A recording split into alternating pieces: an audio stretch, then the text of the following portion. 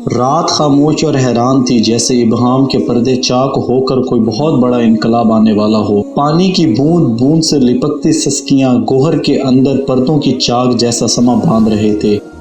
ہر راستے اور گلی کوچے ویران ہو گئے تھے۔ شب کے سناٹے میں ماحول کی نندا سے آنکھیں ابر پوش آسمان کی طرف سے کسی گھن گرج کے منتظر تھی۔ سمندروں کی لہریں، کوہستانوں کا سکون، پہاڑوں کی ہیبت کے ساتھ ساتھ سوسن اور گلاب کے پھول نمایاں اور عیاں ہونے لگے تھے۔ اس ختم ہوتی ہوئی رات کے سکون اور زوال کے اندر سے ایک نور طلوع ہو کر 400 روشنی بکھیرنے والا تھا۔ یہ کس کی آمد ہونے والی تھی کہ ہر مخلوق بے چین تھی۔ تاریخ عالم میں یہ وہ نرالا و انوکھا دن ہے کہ اس روز خلق آدم کا راز، ابراہیم علیہ السلام کی دعا، عیسیٰ علیہ السلام کی بشارت، یتیموں کا ماوا، بیواؤں کا مسیحا، مظلوموں کی پکار، غریبوں اور مسکینوں کا والی اور پوری انسانیت کا پرسان حال پیدا ہوئے۔ اس رات میں بہت سارے بے شمار معجزات ہوئے جو اسلامی اور دیگر تاریخی کتابوں میں درج ہیں۔ اگر ان معجزات کو تحریک کی جائے تو قلم کی روشنائی اور اوراق کم پڑ جائیں گے۔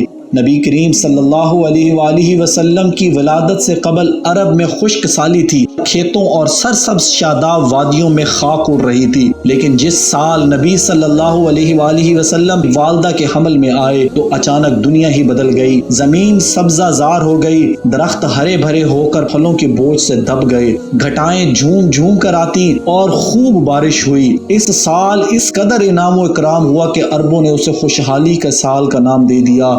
نبی کریم صلی اللہ علیہ وآلہ وسلم کی ولادت سے قبل عرب کے نجومیوں میں کسی بڑی شخصیت کے پیدائش کا چرچا عام تھا، اور اہل کتاب بھی اپنی کتاب میں جس آخری نبی صلی اللہ علیہ وآلہ وسلم کی آمد کے متعلق پڑھتے آئے تھے، انہیں احساس ہو گیا تھا کہ اس نبی کی آمد کا وقت قریب آ چکا ہے۔ لہٰذا حضرت حسان بن ثابت جو عرب کے نامور شاعر تھے، وہ فرماتے ہیں کہ وہ 7 سال کے تھے اور یثرب یعنی مدینہ میں رہتے تھے کہ اچانک ایک دن ایک یہودی کو ایک بلند مقام پر چیختے ہوئے سنا۔ وہ کہہ رہا تھا، اے یہودیوں، آج رات احمد کا ستارہ طلوع ہو چکا ہے جس میں وہ پیدا ہوگا۔ اس طرح کے بہت سارے واقعات عربوں کی تاریخی کتابوں میں ملتے ہیں، جس سے پتہ چلتا ہے کہ حضور اکرم صلی اللہ علیہ وآلہ وسلم کی ولادت کے سال ہی لوگوں کو یہ احساس ہو گیا تھا کہ وہ عظیم ہستی کی تشریف آوری بہت قریب ہے، جو دنیا کی تاریخ کو بدل کر رکھ دے گی۔ نبی کریم صلی اللہ علیہ وآلہ وسلم کی والدہ نے آپ کی ولادت کے وقت ایک خواب دیکھا کہ ان میں سے ایک نور نکلا جس سے شام کے محلات روشن ہو گئے۔ لہٰذا جب حضور اکرم صلی اللہ علیہ وآلہ وسلم پیدا ہوئے تو ان کی والدہ سے ایسا نور ظاہر ہوا جس سے مشرق و مغرب کے درمیان ہر چیز روشن ہو گئی۔ وہ نور اتنا روشن تھا کہ بی بی آمنہ نے شام کے شہر بصرہ کے محلات دیکھے۔ حضرت عثمان ابن ابی عاص رضی اللہ عنہ سے روایت ہے کہ میری والدہ نے بتایا کہ میں اس رات حضرت آمنہ علیہ السلام کے پاس تھی جس رات نبی صلی اللہ علیہ وآلہ وسلم کی ولادت ہوئی۔ میں گھر میں ہر طرف روشنی اور نور پاتی اور محسوس کرتی تھی جیسے کہ ستارے قریب سے قریب تر ہو رہے ہیں، یہاں تک کہ مجھے گمان ہوا کہ کیا یہ میرے اوپر گر پڑیں گے۔ جب آپ کی ولادت ہوئی تو خانہ کعبہ نور سے منور ہو گیا اور ستارے زمین کے قریب ہو گئے۔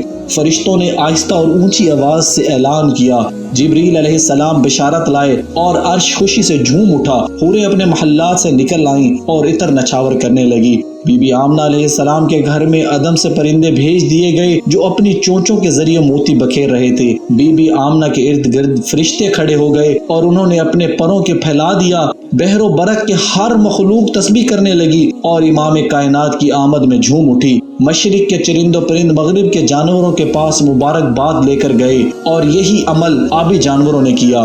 نبی کریم صلی اللہ علیہ وآلہ وسلم کی ولادت سے کفر کے ایوانوں میں بھی ہلچل مچ گئی۔ نبی کے والد محترم حضرت عبداللہ آپ کی ولادت سے قبل ہی انتقال کر چکے تھے۔ آپ کے دادا حضرت عبد المطلب جب پوتے کی ولادت کی خبر سنی تو کعبہ میں جا کر سجدہ ریز ہو گئے اور اس نعمت پر خدا کا شکر ادا کیا۔ اس وقت آپ نے یہ منظر دیکھا کہ کعبہ کے ارد گرد موجود تمام بڑے بڑے بت، لات، عزا، منات، حبل سب منہ کے بل الٹ گئے اور زمین پر گر پڑے۔ دوسری مذہبی کتابوں میں اور خصوصاً زرتشتیوں کی تاریخی کتابوں میں بھی موجود ہیں کہ اس رات دنیا کے تمام بت گر گئے تھے۔